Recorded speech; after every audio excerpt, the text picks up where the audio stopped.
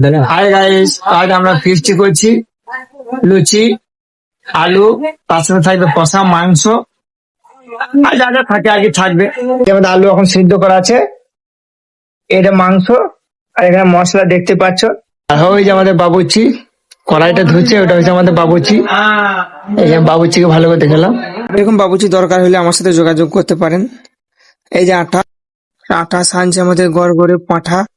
তো আমাদের আটা সানার পর এই যে দেখতে পাচ্ছেন আলুগুলাকে ছেঁকে রাখলাম। সেই ফাঁকে একটা গরম আলু আমি পকাত করে আমার মুখের মধ্যে ভরে ফেললাম। বাবুর্চি বেশ হাত পা লড়িয়ে ভালো করে চিকেনটাকে রাঁধছে। চিকেনটা দেখছো কালার ছিল এরকম। তারপর চিকেনটাকে হালকা মেকআপ ফেকআপ করিয়ে তারপর কালার হয়ে গেলে এরকম ঝকঝকে দিস ইজ এ গ্রেভি, মানে গোশ রান্না।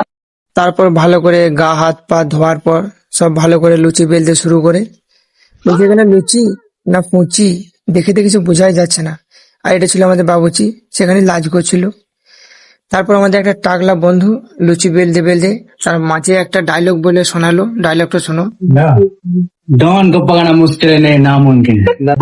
লুচিগুলো তেলের মধ্যে ছাড়া পড়বে, লাফিয়ে লাফিয়ে উঠছিল। এদের সব রেডি হয়ে যায়, তারপর আমরা সব পাতে পাতে দিতে থাকি।